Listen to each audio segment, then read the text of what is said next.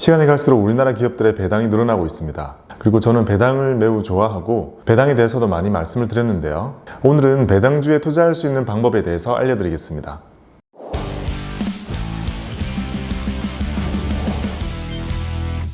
안녕하세요, 박구미입니다. 우리가 주식 투자를 한 그 기업이 실적이 좋고 돈을 많이 벌면 주인들에게 배당이라는 형태로 그 부를 나누어 줍니다. 주식을 가지고 있는 우리 주주들에게 말이죠. 배당주에 투자할 수 있는 방법은 크게 두 가지로 나뉩니다. 하나는 앞선 영상에서 말씀드렸던 주식을 직접 사는 직접 투자의 방법이고요. 다른 하나는 배당주들을 모아놓은 ETF를 사는 간접 투자의 방법입니다. 높은 배당 수익률을 추구한다면 수익률이 높은 배당주 몇 개를 선별해서 직접 매수하는 것이 가장 높겠죠. 배당 수익률을 조금 낮추더라도 여러 종목에 분산 투자를 하면서 리스크 관리도 하고 마음 편히 장기적으로 투자를 하고자 한다면 이 고배당 ETF를 활용하시는 것이 좋습니다. 우리나라의 기업들은 과거에 그렇게 배당을 많이 하진 않았습니다. 그 이유는 과거에 워낙 고상장을 했기 때문에 배당을 굳이 주지 않아도 주식의 가격이 올라주는 것만 해도 충분했기 때문이죠. 근데 요즘엔 상황이 많이 바뀌었습니다. 심각한 저금리, 저성장 시대에 들어오게 되면서 많은 기업들이 예전만큼의 성장성을 보여주지 못하죠. 그래서 많은 기업들은 스스로를 좋은 기업들이라고 투자자들에게 어필을 하기 위해서 서로 앞다퉈 배당의 크기를 늘리고 있습니다. 그 덕분에 우리는 이런 고배당 주식을 사는 것만으로 은행에 예금으로 넣어두는 것보다 더 높은 수익을 추구할 수 있게 되었습니다. 물론 주식이니까 예금과 직접적으로 비교해서는 안 되겠죠. 아무튼 제가 현업에서 일할 때보다 확실히 지금 배당에 대한 인기가 훨씬 높아졌습니다. 예전에 제가 고객 자산들에 항상 넣어주던 게 SK텔레콤 주식이었거든요. 걔는 해마다 만원씩 배당을 주고요. 주가가 20만원이랑 25만원 사이를 좀 왔다 갔다 하는 좀 박스를 그리는 경향이 있었어요. 그러면 우리가 심플하게 딱 생각할 수 있잖아요. 20만원에 사면 5%, 25만원에 사면 4%잖아요. 그러니까 이 사이에 사도 괜찮은 배당이 나왔던 거죠. 직관적으로 이 배당 수익률을 계산하기도 좋았고, 그리고 워낙 우량한 종목이니까 상대적으로 마음 편하기도 했고요. 그래서 많이 담았는데, 근데도 기존에 워낙 공격적으로 단타 위주로 하시던 분들은 여기에 관심을 1도 안 두시더라고요. 그분들에게 제가 배당을 말씀드리면 주로 반응이 이랬어요. 지금부터 연말까지 가지고 있어야 5%를 준다고? 나는 하루에 5% 내는데, 거의 이런 반응이었습니다. 이게 다 성향 차이이지만요, 저는 그런 생각을 했어요. 오늘 내가 5%를 낼 수 있을지 없을지는 거의 알 수 없잖아요. 근데 어쨌든 오늘 20만원이란 가격에 내가 사면 연말까지 가지고 있으면 배당을 내가 5%를 받는 것은 그것까지는 우선의 확정인 거잖아요. 그 뒤는 또 다른 문제겠지만 이쪽이 저는 5%를 얻을 수 있는 더 확실한 방법이라 생각을 한 거죠. 크게 머리 아프게 고민하지 않고 시간이 돈을 주는 그런 게 배당이라고 생각했습니다. 좀 느리긴 하지만 저는 참 괜찮은 투자라고 생각이 들더라고요. 그래서 저는 심지어 고객분들 포트폴리오를 짜 드릴 때 이 배당이라는 자산군을 하나 아예 따로 만들어서 해드렸거든요. 이 기업이 매우 고성장하지는 않더라도 이 기업을 가지고 있는 것만으로 안정적인 배당을 얻을 수 있다면 채권과 주식의 중간적인 성격을 가지고 있다고 생각을 했거든요. 그래서 일반적으로 채권을 사거나 주식을 사는 것과는 너무 다른 의사결정이 필요하다 보니까 저는 배당을 아예 따로 비율을 할애해서 관리를 하는 게 편하더라고요. 제가 좋아하는 주식 투자의 방법은 수익률을 높이는 것이 아니라 잔고를 높이는 방식이거든요. 수익률이 조금 낮더라도 이 잔고를 더 많이 늘리는 게 먼 미래의 나를 위해서는 더 좋은 투자라고 생각을 하거든요. 그래서 수익률을 높이기 위해서 너무 촉각을 곤두세우지 않고 너무 힘과 에너지를 쏟지 않고 우리는 잔고를 높이는 노력을 하면서 나의 원래의 삶을 사는 거죠. 그런 투자 스타일을 가진 사람들에게는 이 배당주만한 게 없더라고요. 배당을 많이 주는 기업들도 그 수가 정말 많습니다. 이 중에서 좋은 기업을 골라야 되는 또 그런 선택의 문제에 부딪히게 됩니다. 주식은 정말 끝없는 선택의 연속입니다. 작년 연말을 기준으로 작년에 예금금리가 한 1.6 정도 됐다고 생각을 한다면 1.6 이상 배당을 준 기업이 약 300개가 있더라고요. 이 300개나 되는 기업들 중에서 주식을 직접 담기를 원하시는 분들은 이미 결정장애가 올 거고요. 근데 초보 투자자 분들에게는 누군가가 이 300개 중에 종목을 골라주고 알아서 바꿔주고 해줬으면 좋겠거든요. 우리는 앞서 이런 게 있다는 것을 배웠죠. 바로 ETF입니다. ETF는 소액 투자 가능하고 여러 개의 종목을 살 수도 있고 종목 선정도 알아서 해주고 리밸런싱도 알아서 해주죠. ETF 보수 조금만 내고 이용을 하면 그런 기업들에게서 나오는 배당금도 다 모아서 분배금이라는 이름으로 계좌에 넣어줍니다. 그리고 이런 고배당 ETF도 종류가 갈수록 늘어나고 있기 때문에 우리의 선택의 폭은 넓어지고 있습니다.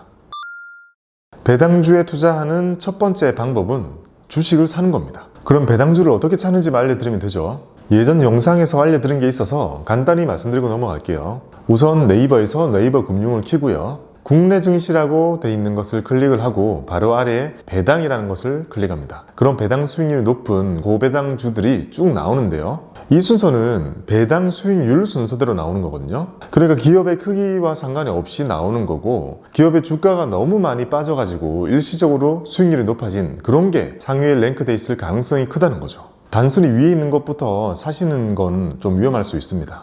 여기는 최근 3개년 배당만 나오잖아요. 그래서 더 거슬러 올라가서 과거에 오랫동안 꾸준하게 배당을 지급했는지 확인하는 방법을 알려드리겠습니다. 대부분의 기업에 관한 정보는 이 다트라는 전자공시 시스템에 들어가면 다 확인이 가능한데요. 아쉽게도 여기서 배당을 찾는 건 조금 어렵거든요.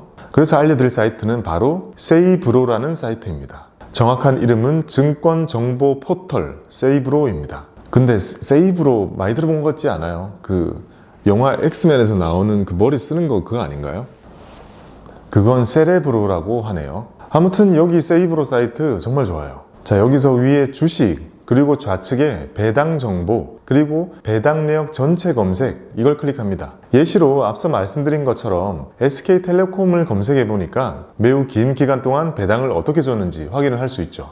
SKT는 2016년부터 만원씩 계속 배당을 주고 있는 걸 볼 수 있고, 자, 그럼 이제 아까 네이버 금융에서 리스팅을 한 다음에 안 좋은 회사들을 추려내고 그 다음에 괜찮아 보이는 기업을 발견을 하면 이 이 세이브로 사이트에서 확인을 하면 되겠죠.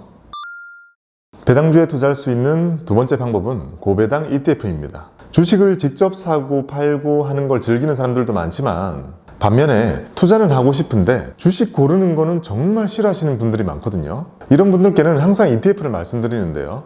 배당주에 투자할 수 있는 국내에 상장되어 있는 ETF들만 22개가 있습니다. 종류도 참 다양한데요. 배당 수익률이 높은 곳에 투자를 하는 고배당 ETF, 배당이 늘어날 거라고 기대되는 기업들을 담아 놓은 배당 성장 ETF, 그리고 부동산을 함께 섞기도 하고요. 채권을 함께 섞기도 합니다. 이렇게 다양한 배당 ETF가 있습니다. 크기 순서대로 상위 10개를 보여드릴게요.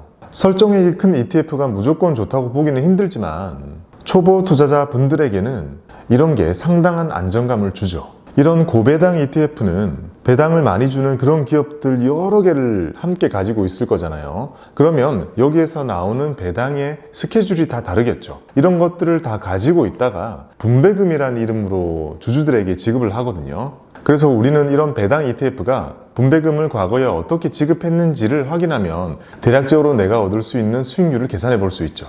과거의 배당 내역을 확인하는 방법을 알려드리겠습니다. 자, 이 중에 제일 큰 이 KB스타 대형 고배당 10TR 이 친구는 재투자하는 ETF라서 배당을 따로 하지 않고 가격에다 녹이거든요. 그래서 배당 지급 내역이 없겠죠. 그래서 우리는 두 번째 걸 확인해 볼게요. 두 번째 거는 아리랑 고배당주, 이걸 검색해 보겠습니다. 앞서 보여드렸던 세이브로 사이트로 들어갑니다. 위에 큰 메뉴들 중에서 ETF를 선택을 하면 여기서 왼쪽에 권리 행사 정보, 아래에 분배금 지급 현황, 이걸 눌러줍니다. 여기서 저 ETF 이름을 검색해주면 이런 결과를 보실 수가 있습니다. 과거의 분배금 지급 내역을 확인할 수 있습니다. 저는 배당은 여기에서 이렇게 확인하는 게 좋은 것 같고요. 배당을 제외한 나머지 정보들은 네이버 금융만으로 충분한 것 같습니다. 그럼 KB스타 대형 고배당 이 ETF의 상세화면 한번 들어가 볼게요. 자, 여기 보시면 아래로 조금 내리면 이 ETF에 담겨있는 종목 중에서 상위 10개의 종목은 확인하실 수가 있습니다. 그리고 좀 더 내리면 이 ETF의 순자산 가치를 나타내는 NAV와 괴리율, 추적오차 등을 확인하실 수가 있습니다. 이런 용어에 대한 설명은 저의 기존 ETF 영상을 통해서 공부하시면 되겠습니다. 그리고 우측 상단에 올라가 보면 이 ETF의 전체 덩치라고 할 수 있는 시가총액이 나오고요. 우리가 중요시하는 펀드의 보수도 확인할 수 있습니다. 아니, 배당주 너무 많아서 골라놓은 이 고배당주 ETF도 이렇게 많으면 너무 어렵다 이렇게 하시는 분들은 가장 무난한 ETF를 말씀드릴게요. 브랜드 이름 뒤에 고배당이라고 적혀 있는 게 가장 베이직한 거죠. 아리랑 고배당, 코덱스 고배당, 하나로 고배당, 타이거 코스피 고배당, KB스타 고배당, 코세프 고배당, 이런 것들이죠. 이 중에 살펴보다 보면서 조금 특이했던 건 이 KB스타 고배당인데요. 얘는 삼성전자가 30%가 넘게 들어있더라고요. 삼성전자가 분기 배당을 하긴 하지만 배당 수익률이 높게 나오지는 않거든요. 근데도 30% 넘게 들어있길래 확인해 보니 이 배당 수익률만 보고 너무 쫓아가다 보니까 이 시장이랑 괴리가 너무 벌어지는 것을 막기 위해서 삼성전자가 편입되어 있다고 하네요. 그래서 여러분들 중에 삼성전자도 사고 배당주도 사고자 한다면 이거 하나만 사시는 것도 괜찮은 방법일 것 같습니다. 배당주를 이 ETF를 통해서 투자하는 것의 장단점은 그냥 ETF의 장점, 단점과 똑같습니다. 장점은 당연히 소액 투자가 가능하고 엄청 여러 개의 배당주를 한꺼번에 살 수 있다는 거죠. 작게 들어있는 거는 10개, 보통은 한 50개, 그리고 많이 들어있는 건 한 80개 정도의 배당 많이 주는 기업들이 ETF에 들어있습니다. 그리고 한 주의 가격은 보시다시피 대부분 뭐 10,000원 넘지 않아요. 10,000원만 있다면 배당을 많이 주는 기업들을 묶어놓은 ETF를 살 수 있는 거죠. 그리고 최근에 주가가 너무 하락해서 배당 수익률이 올라온 그런 고배당 부실 기업들 같은 경우들은 이 ETF 자체적으로 다 걸러져 있을 거니까 그런 부분도 좋고요. 마찬가지로 단점은 내가 고배당주 기업들에 대해서 공부를 하는 것이 아니니 나의 실력이 늘지 않는다라는 것과 ETF는 작더라도 보수를 조금 더 내야 되고 괴리나 추적 오차가 생길 수 있다는 것 정도가 단점이 되겠죠. 그럼 세금 부분에 대해서 말씀을 드리겠습니다. 우리가 주식을 직접 매수한다면 매매 차익에 대해서는 비과세입니다. 즉 싸게 사서 비싸게 팔아서 생기는 차익에 대해서는 비과세이고요. 여기서 나오는 배당은 배당소득세 15.4%를 원천 징수하고, 그러니까 미리 다 떼고 받게 됩니다. 그리고 이렇게 받아진 배당소득은 이자소득과 합쳐져서 이자와 배당의 합계가 1년에 2천만 원이 넘어가게 되면 금융소득 종합과세 대상자가 되게 되고 종합과세에 포함되게 됩니다. 그러니까 너무 많은 이자와 배당을 받으시는 분들은 이것만 신경 써주시면 되고 그 외에는 세금 부분이 부담스럽지는 않으실 거예요. 자, 이번에는 이 ETF로 배당주를 투자를 했을 때는 마찬가지로 이 ETF 속에 들어있는 주식들을 사고 파는 것에는 비과세이고요. 그 속에서 발생하는 배당에 대해서는 배당소득세가 과세가 되는데 말은 복잡할 수 있지만 우리가 ETF를 하기 때문에 세금을 더 낸다라는 개념은 아니다라는 걸 말씀드리고 싶은 거죠. 결국 이 속에서도 주식 매매 차익이 발생을 한다면 세금을 안 내거든요. 그래서 결론은 해외가 아닌 이상 이 두 개는 세금 부분은 우리가 그렇게 크게 고려하기보다는 성향에 맞는 것을 선택하시는 것이 좋아 보입니다. 자, 이렇게 지금까지 고배당주를 직접 사는 것과 ETF를 활용하는 방법, 두 가지 방법으로 구분해서 말씀드렸습니다. 배당주는 이 시장이 하락을 해서 평가 금액이 내려간다고 하더라도 기다리는 동안 배당이 계속 들어와서 이 부분들을 메꾸어 주죠. 큰 시장 하락을 겪고 나서 기다리시는 것을 택한 분들에게는 이런 배당주가 상당히 든든함을 줍니다. 여러분들도 배당을 많이 좋아해 주셨으면 좋겠고요.